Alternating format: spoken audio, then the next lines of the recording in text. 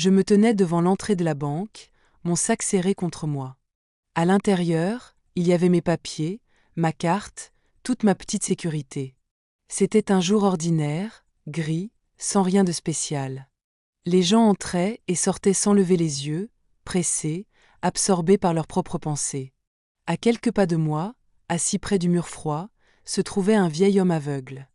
Il tenait un petit gobelet en plastique entre ses mains tremblantes.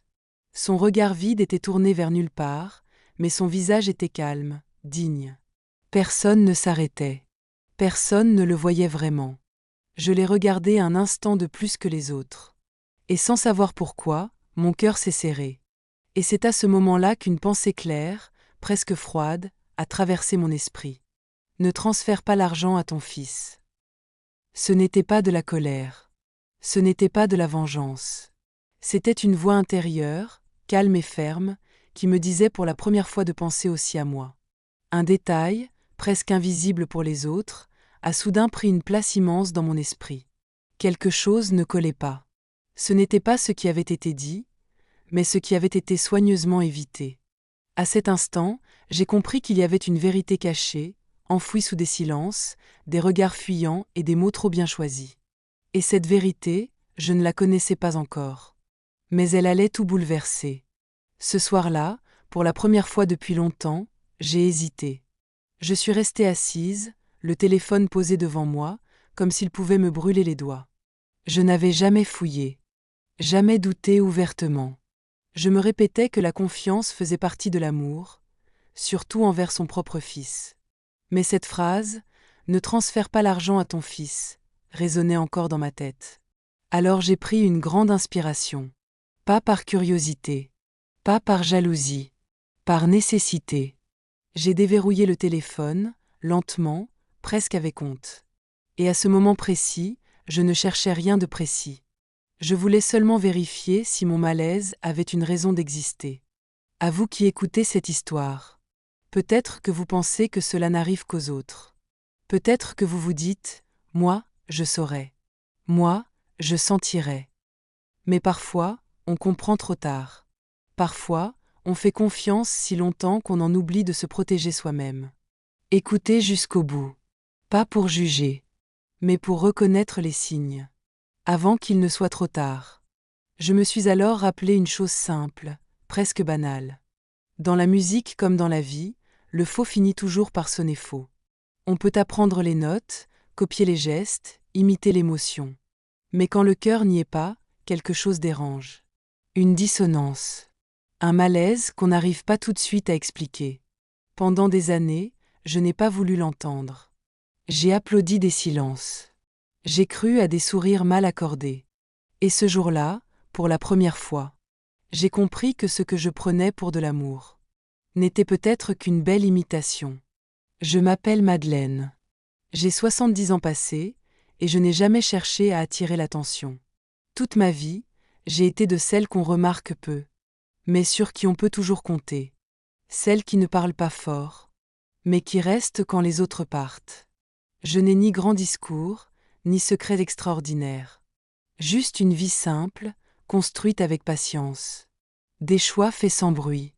Et beaucoup d'amour donné sans condition. Je ne raconte pas cette histoire pour me plaindre. Je la raconte parce qu'un jour, même les femmes comme moi, ouvrent enfin les yeux. Je m'appelle Madeleine.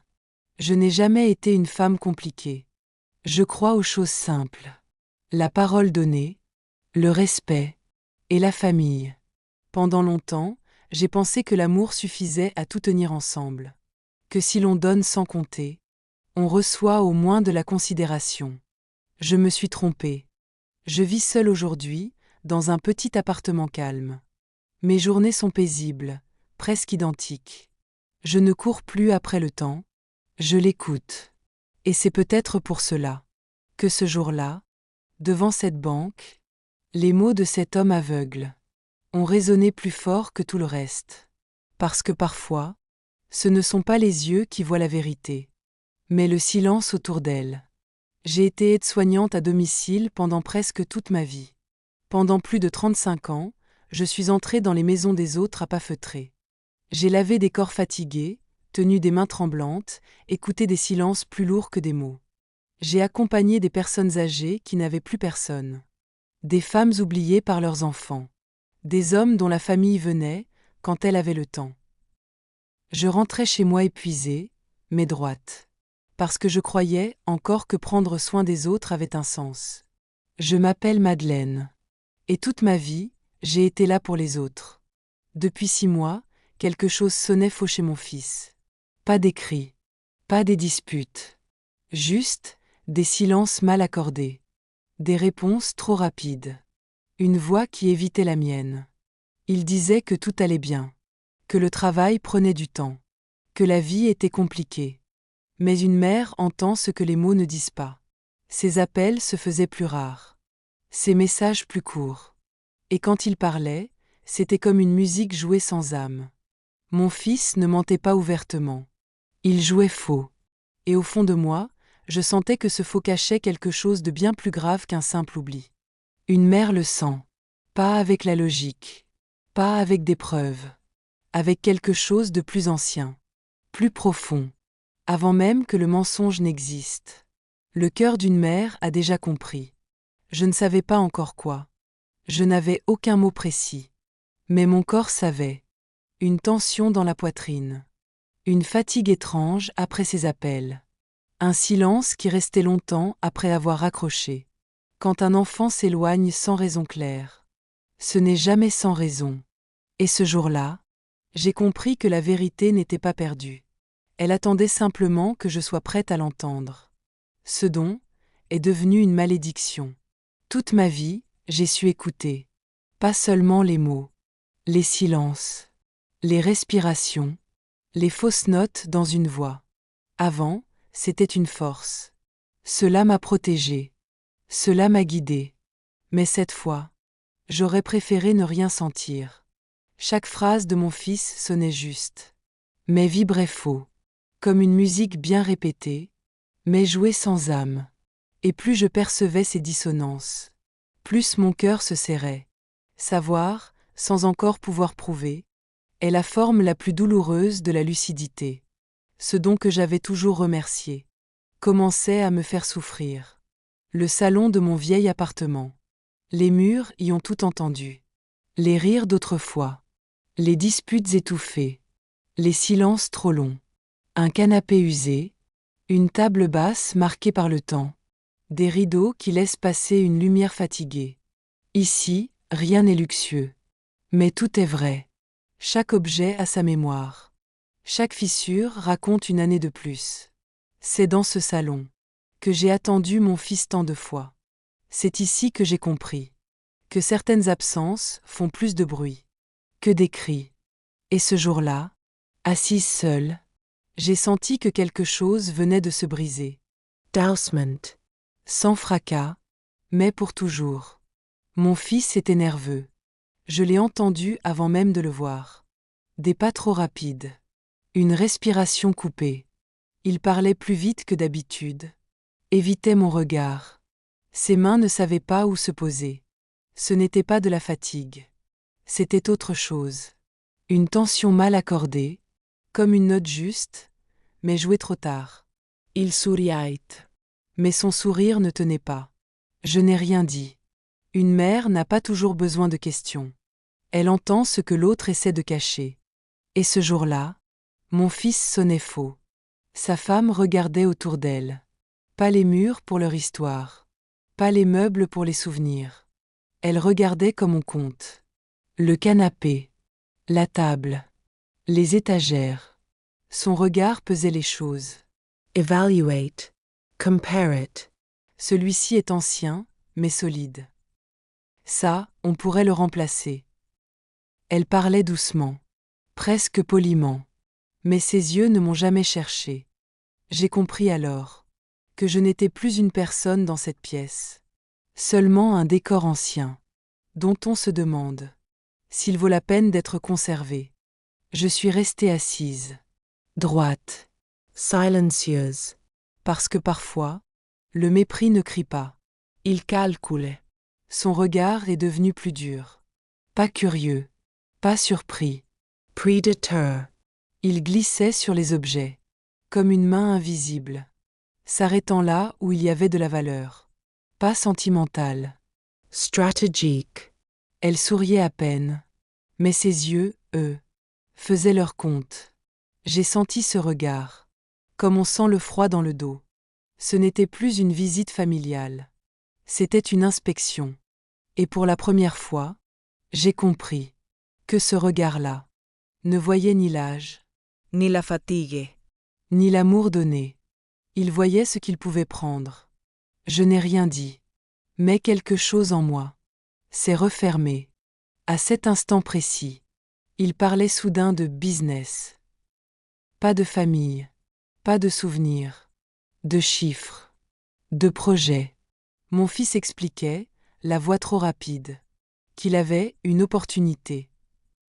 Un ami, une idée, un investissement sûr, disait-il. Sa femme hochait la tête, ajoutant quelques mots bien choisis. Rentable, urgent, à ne pas rater. J'écoutais en silence. Cela ressemblait à une musique mal accordée. Tout était juste en apparence, mais faux au fond. On me demandait mon avis. Mais surtout, on attendait mon argent. Ce n'était pas un rêve qu'il partageait. C'était un calcul. Et moi, j'étais déjà placé. Dans la colonne. Ressources. Puis la phrase est tombée. Calme. Presque détachée. Tu sais, si certaines choses ressortent, ça peut aller très loin. Très loin, maman. Il n'a pas dit le mot tout de suite. Mais je l'ai entendu quand même. La prison. Pas comme une accusation. Comme une possibilité. Comme une arme posée sur la table. Sa femme m'a regardé sans parler. Ce regard froid, calculateur. Comme si tout cela était déjà prévu. J'ai compris alors. Qu'ils ne demandaient plus. Ils avertissaient. Utiliser la peur. Utiliser la loi. Utiliser mon âge. Contre moi. À cet instant précis, quelque chose s'est brisé en moi. Non pas par panique, mais par lucidité. On ne menace pas quelqu'un qu'on aime. On menace quelqu'un qu'on veut contrôler. Puis ils ont changé de ton. Plus de menaces directes. Plus de mots durs. Juste, la culpabilité. Après tout ce que nous traversons, tu ne peux pas nous faire ça. C'est ton fils. Tu veux vraiment le laisser tomber maintenant? Ils ont parlé de fatigue, de stress, de nuits sans sommeil. Ils ont parlé de sacrifices. Les leurs. Jamais des miens. On m'a rappelé mes années de silence. Comme si elles étaient une dette. On m'a rappelé mon rôle de mère. Mais seulement quand ça les arrangeait. Aimer devenait une obligation. Aider devenait un devoir. Et dire non devenait une trahison. Je les ai écoutés sans interrompre. Et j'ai compris quelque chose de terrible. Ils ne voulaient pas mon amour. Ils voulaient ma culpabilité. Puis j'ai entendu le chiffre. Il est tombé dans la pièce. Comme un objet lourd. Qu'on laisse tomber sans prévenir. Ce n'était pas une aide. Ce n'était pas un coup de pouce. C'était une somme énorme. Une somme qui ne se demande pas, mais qu'on impose. Une somme qui change une vie. J'ai serré le téléphone dans ma main. J'ai pensé aux années de travail. Aux économies faites sans voyage. Sans luxe. Sans plainte. J'ai compris que cet argent n'était pas destiné à sauver quelqu'un, mais à boucher un gouffre que je n'avais pas creusé. Et dans leur voix, il n'y avait ni honte, ni hésitation. Seulement cette certitude froide. Elle paiera, comme toujours. Cet argent, ce n'était pas un luxe pour moi. C'était ma sécurité. Ma tranquillité. Mes nuits sans peur. C'était ce qui me permettait de ne dépendre de personne, de ne supplier personne, de rester droite, même en vieillissant. Chaque euro représentait une précaution, une porte de sortie, une promesse silencieuse que je m'étais faite à moi-même. Tu ne seras jamais un fardeau. Cet argent, je l'avais mis de côté, pour les jours où le corps faiblit, pour les silences de la solitude, pour les imprévus, que la vie réserve toujours. Et soudain, ils parlaient de cette somme. Comme si elle leur appartenait déjà. Comme si ma sécurité n'était qu'une variable. Dans leurs calculs. À cet instant précis, j'ai compris une chose essentielle. Ils ne demandaient pas de l'aide. Ils étaient prêts à sacrifier ma sécurité. Pour sauver leur confort. À ce moment-là, quelque chose s'est brisé en moi. Pas avec du bruit. Pas avec des larmes. Avec une clarté glaciale. Je n'étais plus une mère. Je n'étais plus une femme respectée. J'étais devenue une ressource. Un compte bancaire. Une solution facile. À leurs erreurs. Je voyais enfin leur regard. Pour ce qu'ils étaient vraiment. Pas de l'inquiétude. Pas de l'amour. Mais de l'attente. L'attente que je paie. L'attente que je me sacrifie encore. L'attente que je dise oui. Comme toujours. Ils ne me demandaient pas si j'allais bien. Ils ne se demandaient pas ce que cela me coûterait. Ils calculaient. Et dans ce calcul, je n'existais plus en tant que personne. C'est là que j'ai compris. Je n'étais pas aimée pour ce que j'étais. J'étais utile pour ce que je pouvais donner. Et cette prise de conscience faisait plus mal que toutes les trahisons avant elle. Alors, j'ai pris une décision. Pas par faiblesse, pas par peur, mais par fatigue intérieure. J'ai pensé, si je paie, tout s'arrêtera. Plus de cris, plus de tensions, plus de regards accusateurs. J'ai cru que le silence valait ce sacrifice. J'ai cru que ma tranquillité avait un prix, et que ce prix, c'était moi. Alors j'ai envisagé de céder encore une fois, De metaire. de me faire petite, de porter seule le poids de leurs erreurs, pour préserver une paix fragile. Ce n'était pas de l'amour. C'était un marché intérieur. Mon confort contre leur chaos.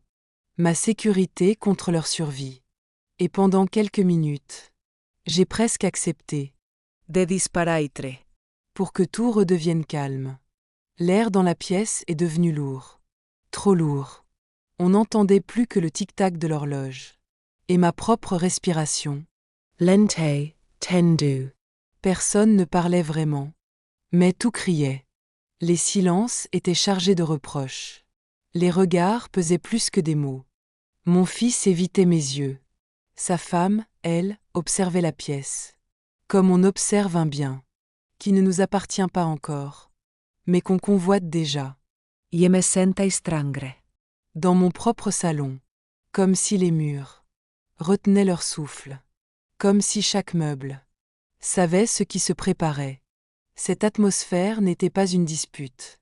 C'était une pression silencieuse. Une attente. Celle de me voir céder. Il ne criait pas. Il ne levait pas la voix. Et pourtant, j'avais l'impression d'être escortée.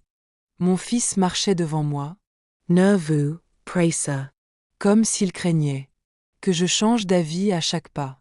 Ma belle-fille restait légèrement derrière, attentive, surveillant chacun de mes gestes, chacun de mes silences. Ils ne me touchaient pas, mais je sentais leurs attentes, posées sur mes épaules, comme des mains invisibles. Je n'étais plus une mère, je n'étais plus une invitée. J'étais devenue quelqu'un qu'on accompagne, pour s'assurer qu'elle arrive bien, là où on veut l'emmener. À cet instant, j'ai compris une chose terrible. On ne guide ainsi que ceux dont on attend quelque chose. Le silence est devenu lourd, trop lourd. Ils parlaient de tout et de rien, mais leur regard revenait toujours, vers mon sac, vers mon téléphone, vers mes mains immobiles. Chaque minute qui passait semblait les irriter davantage. Mon fils jetait des coups d'œil à l'horloge, comme si le temps lui appartenait déjà. Ma belle-fille souriait, un sourire tendu, calculé, celui qu'on offre quand on attend quelque chose, sans oser le demander directement. Personne ne prononçait le mot « argent ». Mais il flottait dans l'air, plus présent que nous trois réunis. Ils attendaient, pas une réponse, pas une discussion, un geste, un virement. Et moi, Assise face à eux, je sentais pour la première fois que ce qu'ils désiraient le plus n'était pas mon aide, mais mon obéissance. Et soudain, quelque chose en moi s'est réveillé. Ce silence, cette attente pesante. Je l'avais déjà connue. Pas ici, pas avec eux, mais autrefois, des années plus tôt, face à d'autres visages, dans une autre pièce, quand on me demandait de céder pour le bien de tout. Le même ton calme, la même pression invisible, cette façon de faire passer une exigence pour une nécessité. Mon cœur a battu plus lentement, parce que je comprenais enfin. Ce n'était pas une urgence, c'était un schéma, une répétition. Et cette fois, ce n'était pas le passé qui revenait me hanter, c'était lui qui me mettait en garde. À cet instant précis, une pensée claire m'a traversé l'esprit. Un avertissement. Silencieux. Mais impossible à ignorer. J'ai regardé autour de moi. Les murs de mon appartement. Les meubles anciens. Les photos encadrées. Ce lieu. Mon refuge. Le seul endroit où je n'avais jamais eu à me justifier. Et soudain, j'ai compris que même cette maison n'était plus seulement un foyer à leurs yeux. Elle était devenue une solution, une garantie, une chose à utiliser. Mon corps est resté immobile. Mais à l'intérieur, quelque chose s'est redressé. Ce n'était pas de la peur. C'était une alerte. Ce n'était plus moi qu'il regardait. C'était l'appartement. Chaque regard posé sur les murs. Chaque silence trop long. Chaque question anodine. Cachait la même intention. 7. Mon travail de toute une vie. Mes sacrifices. Mes nuits sans sommeil. Ma sécurité. Pour eux, elle n'était plus un foyer. Elle était un chiffre. Un plan. Une issue de secours. J'ai compris alors que l'argent ne suffisait plus. Ils voulaient plus. Ils voulaient ce qui me restait, quand tout le reste disparaîtrait. Et à cet instant, sans lever la voix, sans colère, j'ai su une chose. Je n'étais plus une mère à leurs yeux. J'étais devenue un obstacle ou une ressource. Je les regardais droit dans les yeux. Et j'ai hoché la tête. J'ai fait semblant de croire chaque mot. Je n'ai pas posé de questions. Je n'ai pas contredit. Je n'ai pas montré le doute, qui brûlait déjà en moi. Une mère apprend très tôt à reconnaître le mensonge de son enfant. Mais elle apprend aussi à se taire quand la vérité ferait trop de bruit. Alors j'ai souri doucement. J'ai dit que je comprenais. J'ai dit que je lui faisais confiance. Pas parce que je croyais à son histoire, mais parce que je voulais voir jusqu'où il était prêt à aller. À cet instant précis, j'ai pris une décision silencieuse. Je n'allais pas dire non. Pas encore. Je n'allais pas dire oui non plus. J'ai choisi de gagner du temps. Du temps pour observer. Du temps pour comprendre. Du temps pour laisser la vérité se dévoiler d'elle-même. J'ai parlé lentement, en évoquant des détails sans importance, des souvenirs, des démarches administratives soi-disant compliquées. Je leur ai dit que je devais réfléchir, que certaines décisions ne se prenaient pas à la légère. Ils ont acquiescé, mais je voyais l'impatience dans leurs regards. Ils pensaient contrôler la situation. Ils ne savaient pas que le temps était désormais de mon côté. Le lendemain matin, alors que tout semblait prêt, j'ai soudainement froncé les sourcils. Mon passeport. Ai-je murmuré? Je me suis arrêtée net, comme frappée par une évidence. Je leur ai dit que je l'avais sûrement laissé, dans un tiroir de l'ancienne commode, celle qui n'était presque jamais ouverte. Mon fils a soupiré, agacé. Sa femme a levé les yeux au ciel, essayant de cacher son irritation. On ne peut pas faire sans, ai-je ajouté calmement. Sans passeport, rien n'est possible. J'ai proposé de rentrer le chercher. Juste quelques minutes, ai-je dit. Ils ont échangé un regard rapide, tendu. Trop rapide. À cet instant, j'ai compris une chose essentielle. Ce document n'était pas un détail pour eux. Ce n'était pas moi qu'ils attendaient. C'était ce que mon passeport permettait d'obtenir. Le visage de mon fils s'est durci. Sa mâchoire s'est crispée. Et pour la première fois depuis longtemps, je n'ai plus reconnu son regard. Maman, ce n'est vraiment pas le moment. A-t-il dit d'un ton sec, presque coupant. Il a regardé sa montre. Puis la porte. Puis moi. Comme si j'étais devenu un obstacle. Son impatience n'était pas de l'inquiétude. C'était de l'agacement. Un agacement mal contenu. Celui de quelqu'un dont le plan déraille. J'ai baissé les yeux, en silence. Mais à l'intérieur, tout s'éclairait. Ce n'était plus une demande. C'était une urgence. Ma belle-fille n'a pas élevé la voix. Elle a fait pire. Son sourire s'est figé. Ses yeux se sont assombris. Et l'air dans la pièce est devenu lourd. Elle a croisé les bras, lentement. Comme quelqu'un qui se prépare à attaquer. On n'a vraiment pas le temps pour ça. A-t-elle lâché, avec une froideur calculée. Ce n'était pas de la colère explosive. C'était une rage contrôlée, précise. Dangerous. Je sentais sa frustration. Me traversait comme une lame.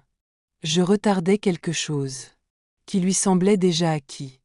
À cet instant, j'ai compris que je n'étais plus une mère, ni une belle-mère. J'étais un obstacle.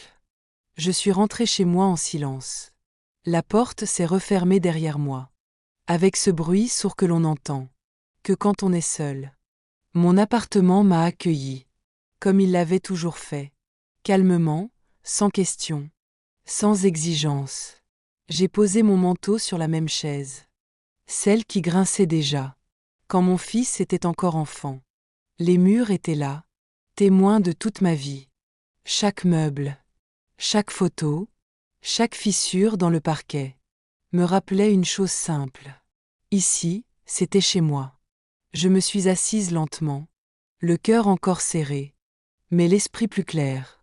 Pour la première fois depuis longtemps, personne ne me regardait, comme un compte bancaire, ou une solution de secours.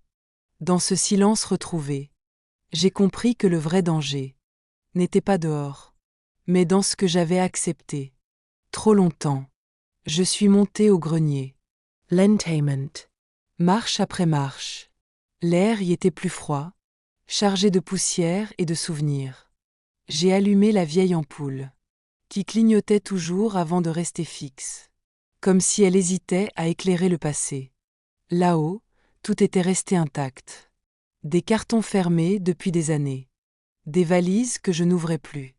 Des objets que l'on garde. Non pas parce qu'ils servent, mais parce qu'ils racontent. J'ai passé ma main sur une boîte en bois. Couverte de poussière. À l'intérieur, il y avait des papiers, des actes, des lettres, des preuves que j'avais oubliées, ou volontairement ignorées. À cet instant précis, j'ai compris que le grenier n'était pas seulement un endroit pour stocker le passé. C'était l'endroit où la vérité attendait Patiement. d'être redécouverte. Au fond d'un carton, sous des journaux jaunis, je l'ai retrouvé.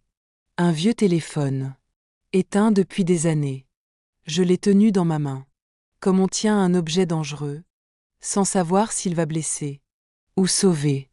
J'ai appuyé longuement sur le bouton. L'écran est resté noir. Une seconde, deux, puis une vibration. Faible, presque timide. Le logo est apparu. Mon cœur s'est serré.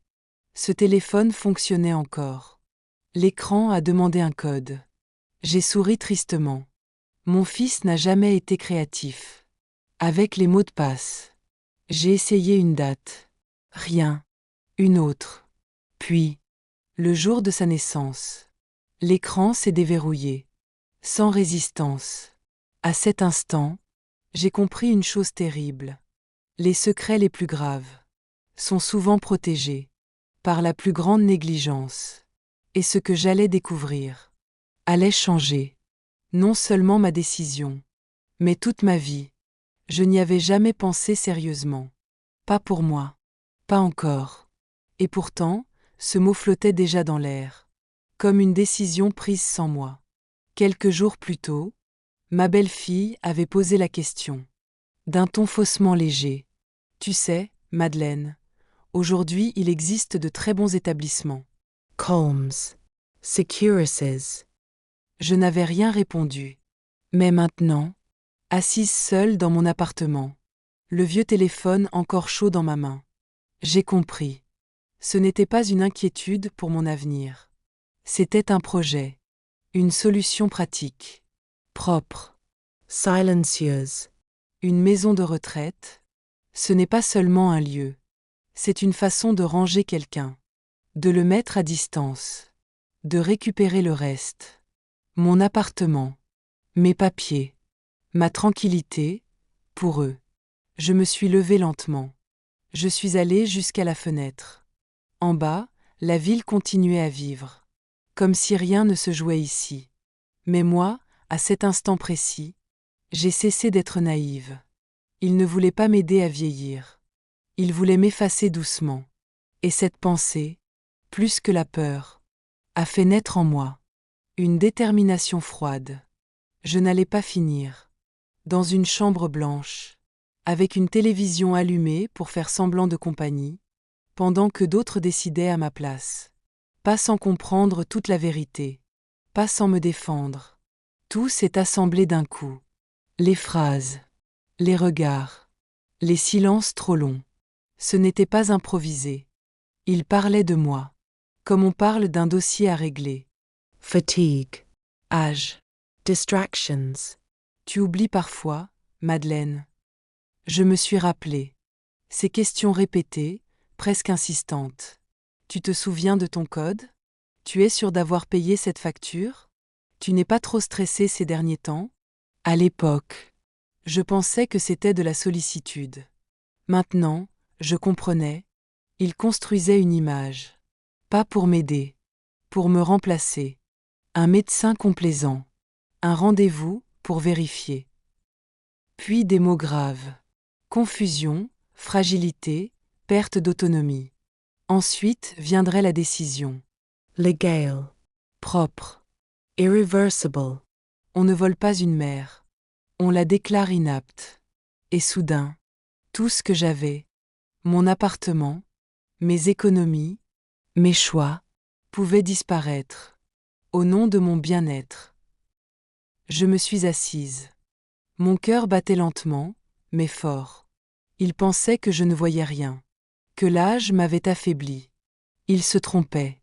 Ce n'était pas ma mémoire qui flanchait. C'était leur masque qui tombait. Et à partir de ce moment-là, je n'étais plus seulement une mère. J'étais une femme qui allait se défendre. Tout s'éclairait enfin. Ce n'était pas seulement l'argent. C'était l'appartement. Mon appartement. Celui où chaque mur portait une trace de ma vie. Les photos. Les livres. Le silence du soir que j'aimais tant. Je me suis souvenu d'une phrase, dite presque par hasard. Avec le marché actuel, ce quartier se loue très bien. À l'époque, j'avais souri sans répondre. Puis une autre remarque. Tu n'as plus vraiment besoin de tout cet espace, tu sais. Et encore, ce serait plus simple pour tout le monde si tu vivais ailleurs. Ils ne parlaient pas d'un toit. Ils parlaient d'un actif. Dans leur esprit, mon appartement n'était déjà plus un foyer. C'était un revenu, un calcul, une ligne sur un écran. Je les voyais imaginer. Des locataires inconnus, des virements mensuels, une gestion raisonnable. Et moi, je devenais un détail gênant, un obstacle temporaire. Ils n'avaient pas besoin que je parte en colère, seulement que je n'ai plus mon mot à dire. C'est là que j'ai compris. Ils ne voulaient pas m'aider à vivre mieux. Ils voulaient vivre à ma place. Et pour la première fois, la peur s'est transformée en lucidité. Parce qu'on peut supporter beaucoup de choses. Mais pas qu'on transforme votre vie. En projet immobilier. Le mot est tombé doucement. Presque avec tendresse. Ce serait plus sûr si quelqu'un s'occupait de tout à ta place. Puis un autre, plus précis. Un tuteur légal, juste pour t'aider. Je n'ai pas compris tout de suite. Pas vraiment. Et puis j'ai entendu la suite. Évidemment, ce serait moi. Mon fils. Celui que j'ai porté. protégé, défendu toute ma vie. Dans leur plan, il devenait soudain. Celui qui signerait à ma place. Celui qui déciderait pour moi. Celui qui saurait mieux. Il parlait de papier, de procédures simples, de formalités temporaires. Mais moi, j'entendais autre chose. La perte de ma voix, de mon choix, de ma liberté. Un tuteur, ce n'est pas une aide. C'est un pouvoir. Dans ce silence retrouvé, j'ai compris que le vrai danger n'était pas dehors, mais dans ce que j'avais accepté. Trop longtemps. Je suis monté au grenier. lentement, Marche après marche. L'air y était plus froid, chargé de poussière et de souvenirs. J'ai allumé la vieille ampoule, qui clignotait toujours avant de rester fixe, comme si elle hésitait à éclairer le passé. Là-haut, tout était resté intact. Des cartons fermés depuis des années. Des valises que je n'ouvrais plus. Des objets que l'on garde. Non pas parce qu'ils servent, mais parce qu'ils racontent. J'ai passé ma main sur une boîte en bois, couverte de poussière. À l'intérieur, il y avait des papiers, des actes, des lettres, des preuves que j'avais oubliées, ou volontairement ignorées. À cet instant précis, j'ai compris que le grenier n'était pas seulement un endroit pour stocker le passé, c'était l'endroit où la vérité attendait patiemment, d'être redécouverte. Au fond d'un carton, sous des journaux jaunis, je l'ai retrouvé. Un vieux téléphone, éteint depuis des années. Je l'ai tenu dans ma main, comme on tient un objet dangereux, sans savoir s'il va blesser ou sauver. J'ai appuyé longuement sur le bouton. L'écran est resté noir. Une seconde, deux, puis une vibration. Faible, presque timide. Le logo est apparu. Mon cœur s'est serré. Ce téléphone fonctionnait encore. L'écran a demandé un code. J'ai souri tristement. Mon fils n'a jamais été créatif. Avec les mots de passe. J'ai essayé une date. Rien. Une autre. Puis, le jour de sa naissance. L'écran s'est déverrouillé. Sans résistance. À cet instant, j'ai compris une chose terrible. Les secrets les plus graves sont souvent protégés par la plus grande négligence. Et ce que j'allais découvrir allait changer. Non seulement ma décision, mais toute ma vie. Je n'y avais jamais pensé sérieusement. Pas pour moi. Pas encore. Et pourtant, ce mot flottait déjà dans l'air. Comme une décision prise sans moi. Quelques jours plus tôt, ma belle-fille avait posé la question. D'un ton faussement léger. Tu sais, Madeleine, aujourd'hui il existe de très bons établissements. calms, securities, Je n'avais rien répondu. Mais maintenant, assise seule dans mon appartement, le vieux téléphone encore chaud dans ma main, j'ai compris. Ce n'était pas une inquiétude pour mon avenir. C'était un projet, une solution pratique, propre, silencieuse, une maison de retraite. Ce n'est pas seulement un lieu, c'est une façon de ranger quelqu'un, de le mettre à distance, de récupérer le reste. Mon appartement, mes papiers, ma tranquillité, pour eux. Je me suis levée lentement. Je suis allée jusqu'à la fenêtre. En bas, la ville continuait à vivre, comme si rien ne se jouait ici. Mais moi, à cet instant précis, j'ai cessé d'être naïve. Il ne voulait pas m'aider à vieillir. Il voulait m'effacer doucement. Et cette pensée, plus que la peur, a fait naître en moi une détermination froide. Je n'allais pas finir dans une chambre blanche, avec une télévision allumée pour faire semblant de compagnie, pendant que d'autres décidaient à ma place. Pas sans comprendre toute la vérité, pas sans me défendre. Tout s'est assemblé d'un coup. Les phrases, les regards, les silences trop longs. Ce n'était pas improvisé. Ils parlaient de moi, comme on parle d'un dossier à régler. fatigue, Âge. distractions, Tu oublies parfois, Madeleine. Je me suis rappelé. Ces questions répétées, presque insistante. Tu te souviens de ton code? Tu es sûr d'avoir payé cette facture? Tu n'es pas trop stressé ces derniers temps? À l'époque, je pensais que c'était de la sollicitude. Maintenant, je comprenais. Il construisait une image. Pas pour m'aider. Pour me remplacer. Un médecin complaisant. Un rendez-vous pour vérifier. Puis des mots graves. Confusion, fragilité, perte d'autonomie. Ensuite viendrait la décision. Legal. Propre. Irreversible. On ne vole pas une mère. On la déclare inapte. Et soudain, tout ce que j'avais, mon appartement, mes économies, mes choix, pouvaient disparaître, au nom de mon bien-être. Je me suis assise. Mon cœur battait lentement, mais fort. Il pensait que je ne voyais rien, que l'âge m'avait affaibli. Il se trompait. Ce n'était pas ma mémoire qui flanchait. C'était leur masque qui tombait. Et à partir de ce moment-là, je n'étais plus seulement une mère. J'étais une femme qui allait se défendre. Tout s'éclairait enfin. Ce n'était pas seulement l'argent. C'était l'appartement. Mon appartement. Celui où chaque mur portait une trace de ma vie. Les photos. Les livres. Le silence du soir que j'aimais tant. Je me suis souvenu d'une phrase, dite presque par hasard. Avec le marché actuel, ce quartier se loue très bien. À l'époque, j'avais souri sans répondre. Puis une autre remarque. Tu n'as plus vraiment besoin de tout cet espace, tu sais. Et encore. Ce serait plus simple pour tout le monde si tu vivais ailleurs. Ils ne parlaient pas d'un toit. Ils parlaient d'un actif. Dans leur esprit. Mon appartement n'était déjà plus un foyer. C'était un revenu. Un calcul. Une ligne sur un écran. Je les voyais imaginer. Des locataires inconnus. Des virements mensuels. Une gestion raisonnable. Et moi, je devenais un détail gênant. Un obstacle temporaire. Il n'avait pas besoin que je parte en colère. Seulement que je n'ai plus mon mot à dire. C'est là que j'ai compris. Il ne voulait pas m'aider à vivre mieux.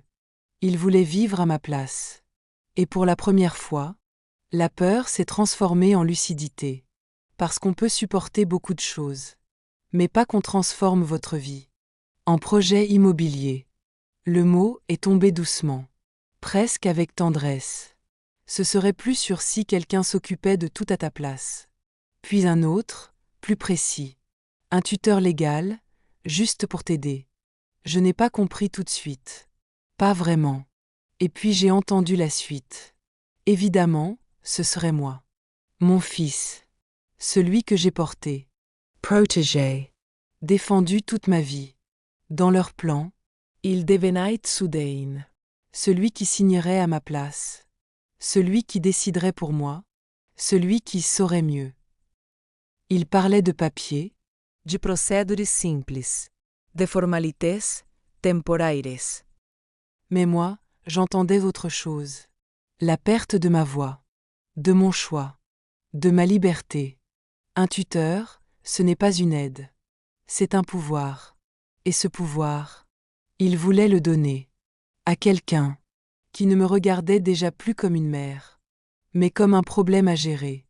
Je suis restée silencieuse, calme, presque docile, parce qu'à cet instant précis, j'ai compris une chose essentielle. Quand on veut vous enlever votre dignité, on commence toujours par appeler ça de la protection. Ce jour-là, je n'ai pas cessé de respirer. Mon cœur battait encore. Mes mains tremblaient, oui, mais j'étais bien vivante.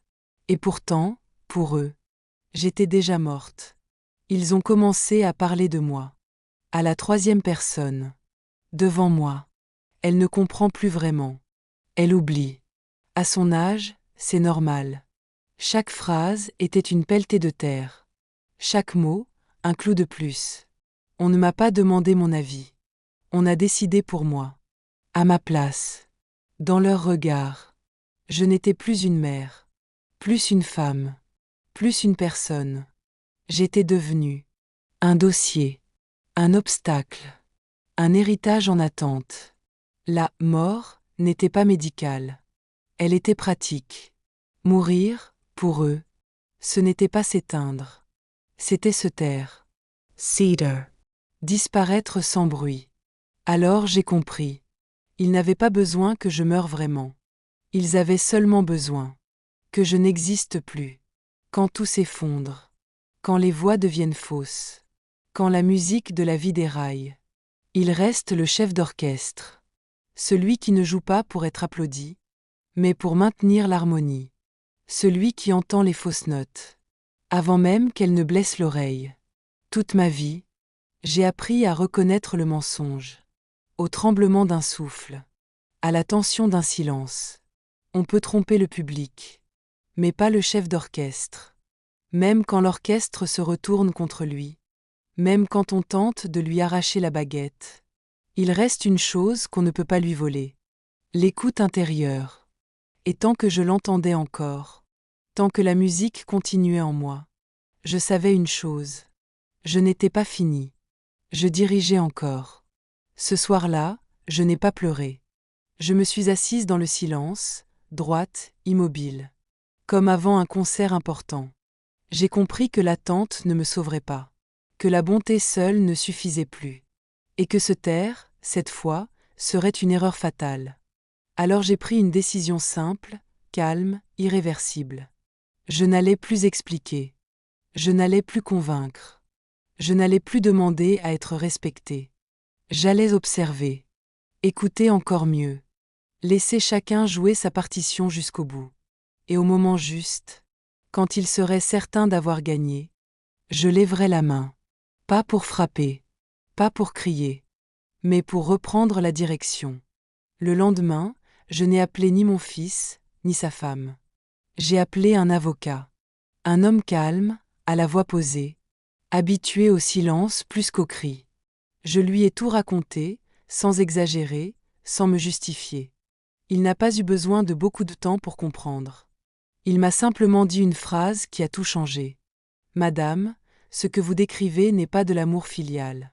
C'est une prise de contrôle. À cet instant, j'ai su que je n'étais plus seule.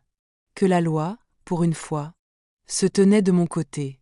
En sortant du cabinet de l'avocat, un souvenir m'est revenu, clair comme une note juste. Un ancien élève. Je l'avais formé il y a longtemps, quand j'enseignais encore, avant que mes mains ne tremblent un peu trop, et que la vie ne ralentisse. Il était devenu juriste. Pas célèbre, pas puissant, mais droit. Je l'ai appelé sans trop y croire. Il a reconnu ma voix immédiatement. Madeline. Vous m'avez appris à écouter avant de parler. Dites-moi tout. À ce moment-là, j'ai compris que certaines graines, qu'on plante sans le savoir, finissent par pousser exactement quand il le faut.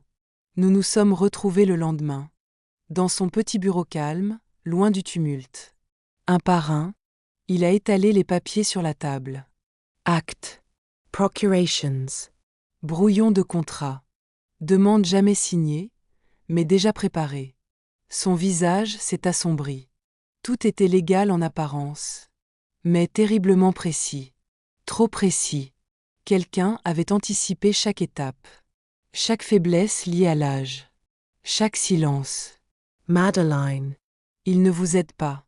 Il vous prépare. À cet instant, le doute n'existait plus. Ce n'était pas une erreur. C'était un plan. Nous n'avons pas élevé la voix. Nous n'avons pas accusé. Nous avons fait mieux. Nous avons attendu. Mon ancien élève a souri doucement. Ce sourire qu'ont ceux qui savent. Que la vérité n'a pas besoin de courir. Laissez-les continuer. Faites semblant de croire. Signez, mais jamais ce qu'ils attendent. Chaque document recevait une réponse contrôlée. Chaque demande, un délai. Chaque pression, une trace écrite. Ils pensaient avancer. En réalité, ils entraient dans un couloir sans sortie. Le piège n'était pas fait de menaces, mais de lois, De dates. et de patience. Et moi, pour la première fois depuis longtemps, je ne subissais plus. Je dirigeais. Le lendemain, ils ont appelé plus tôt que prévu. La voix de mon fils était trop douce, trop pressée. Forcement rassurant. Madeleine, la banque insiste. Ils disent que le dossier est prêt. Il manque juste ta confirmation. Derrière ces mots, j'entendais la panique. Ils avaient compris que le temps n'était plus leur allié. Messages. Appels. Rappel, par inquiétude. Même sa femme a écrit. Poli. Obsequious. Pressanti. Ils poussaient. Ils accéléraient. Ils voulaient l'argent avant que quelque chose ne change. Mais quelque chose avait déjà changé. Je n'étais plus la mère qui rassure. J'étais le silence. Avant la chute. Et chaque minute gagnée les rapprochait. Non pas du virement, mais de l'erreur fatale. Dans l'après-midi, une nouvelle version est apparue. Cette fois, ce n'était plus la banque. C'était l'urgence. Mon fils a dit que tout pouvait s'effondrer, que des partenaires attendaient, que sans l'argent, il risquait de tout perdre. Il parlait vite. Trop vite. Sa femme a ajouté une autre couche. Si tu nous aimes vraiment, tu ne nous laisseras pas tomber maintenant. L'amour, encore utilisé comme une arme.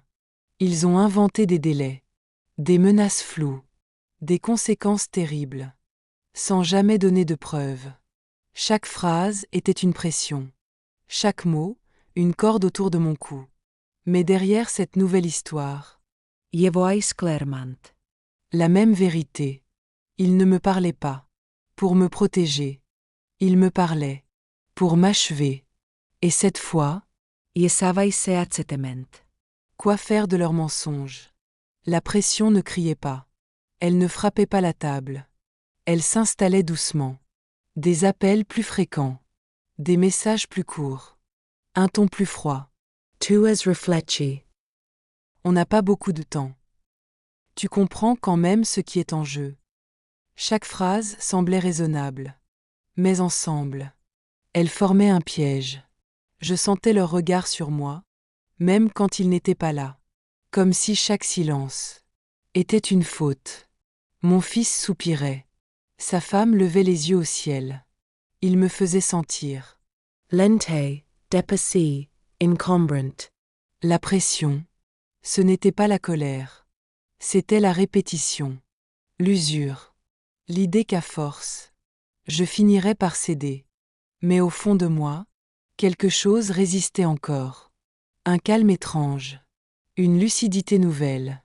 Plus ils appuyaient, plus je comprenais une chose.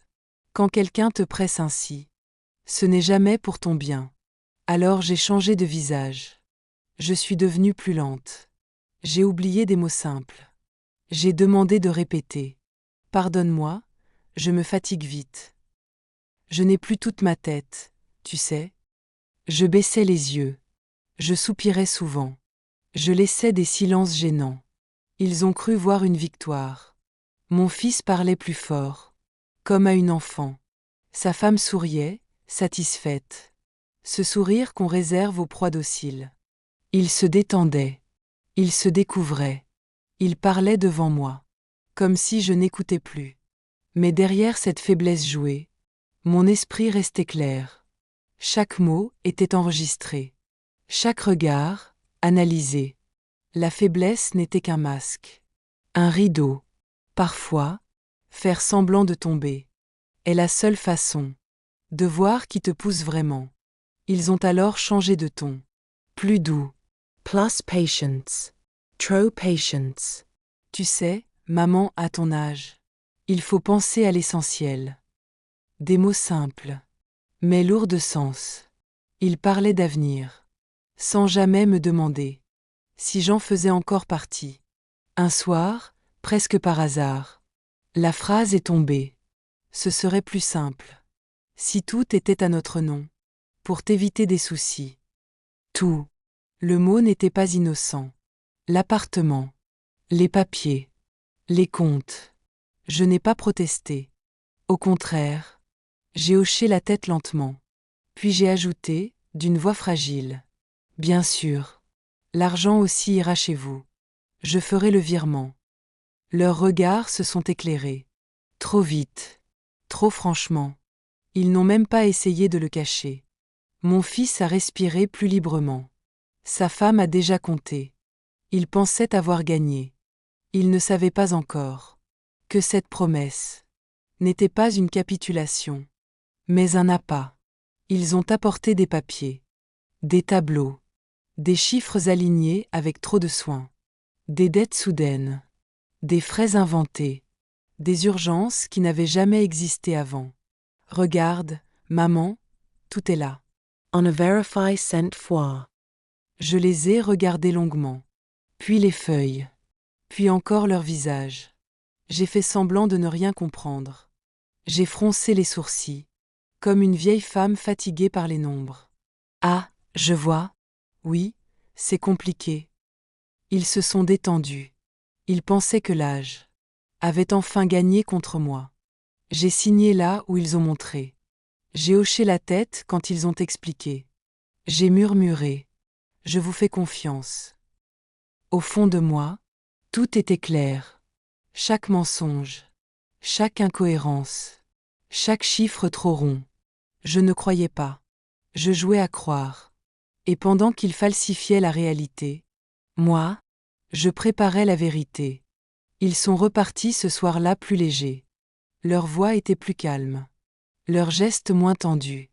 Dans le couloir, j'ai entendu un rire étouffé. Un rire de gens qui se croient déjà arrivés. Pour eux, tout était fini. L'argent allait venir. L'appartement suivrait. La vieille femme avait cédé. Ils pensaient avoir gagné. Sans combat. Ils ne voyaient pas que mon silence n'était pas une reddition, mais une pause. Une respiration avant le dernier mouvement. Je les ai regardés partir. Depuis la fenêtre de la cuisine, les mains posées tranquillement sur le rebord. À cet instant précis, ils étaient convaincus d'une chose, qu'ils contrôlaient la situation. Et c'est toujours là que les prédateurs commettent leur erreur. Quand ils confondent l'illusion de la victoire avec la victoire elle-même. Elle s'est arrêtée devant l'armoire. Pas pour chercher quelque chose. Pour évaluer. Ses doigts ont effleuré le bois ancien. Ses yeux ont glissé sur les étagères. Sur les boîtes. Sur les dossiers empilés sans ordre apparent.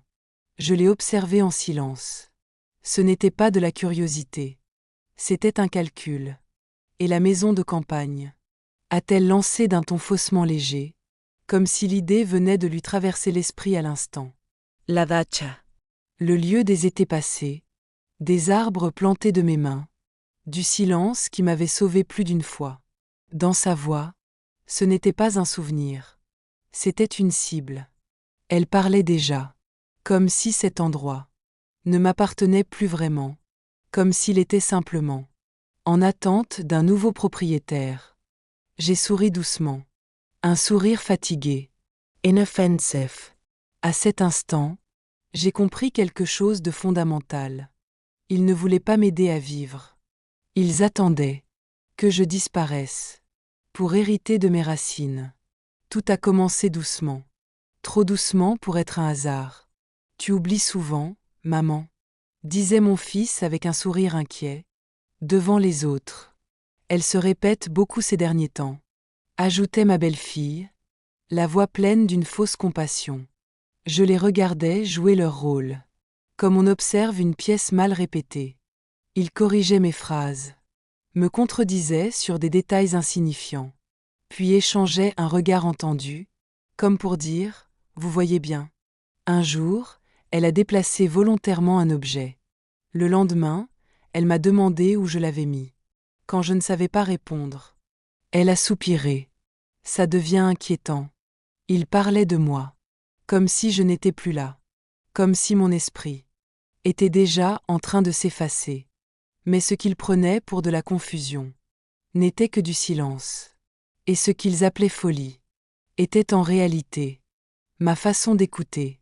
Je comprenais enfin. Ils ne doutaient pas de ma raison. Ils avaient besoin que les autres en doutent. À partir de ce jour-là, je n'ai plus seulement écouté. J'ai commencé à enregistrer. Le vieux téléphone, caché dans la doublure de mon sac, captait chaque mot, chaque soupir agacé, chaque phrase qui trahissait leurs intentions. Si elle continue comme ça, on pourra dire qu'elle ne comprend plus rien. Avec un médecin, ce sera réglé. Il parlait librement. Trop librement. Et je n'étais pas seule. La voisine du dessous, qui entendait les disputes à travers les murs. Le notaire, qui avait trouvé leur demande étrangement pressée. L'ancienne amie de la famille, présente ce jour-là, quand ma belle-fille m'a appelée par un autre prénom. Enriant. Des détails. Mais accumulés, ils formaient une vérité impossible à ignorer. Je n'étais pas une vieille femme confuse. J'étais une femme entourée. De gens pressés.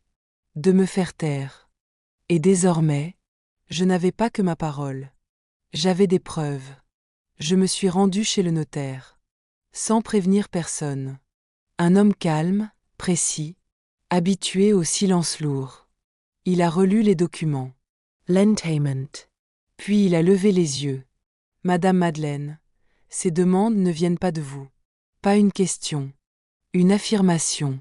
Il m'a expliqué. Les tentatives de modification de testament. Les appels répétés. Les pressions déguisées en urgence familiale. On essaie souvent de faire signer vite les personnes âgées. La peur, la confusion, la fatigue. Je l'ai regardé droit dans les yeux. Et si la personne n'est ni confuse, ni faible? Il a hoché la tête. Et a noté chaque détail.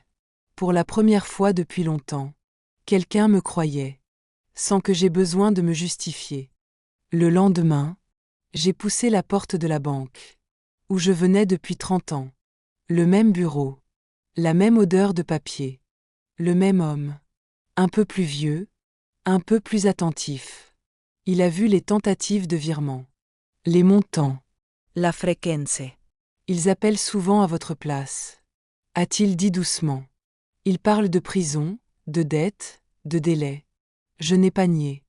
Mais l'argent, ai-je répondu, ce n'est pas ce qui me fait peur. Il m'a regardé longtemps. Madame, cet argent, c'est votre sécurité. Pas leur solution. Alors il a bloqué. Tout.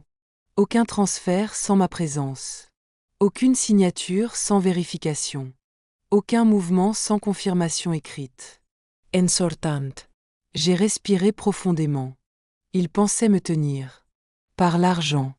Ils avaient oublié une chose essentielle. Pendant toute une vie, j'ai appris à protéger ce qui compte. Et cette fois, c'était moi. Ce soir-là, l'appartement était éclairé comme pour une fête. Une table dressée avec soin. Des verres alignés. Une musique douce en arrière-plan. Tout semblait normal. Trop normal. Mon fils parlait beaucoup. Il riait fort. Il voulait détendre l'atmosphère. Moi, je regardais ses mains. Elles tremblaient légèrement. Le notaire était là. Discret. Assis un peu à l'écart. La belle-fille souriait. Un sourire tendu, calculé. Comme si elle attendait la fin d'un acte. Personne ne savait encore. Que ce soir n'était pas une célébration.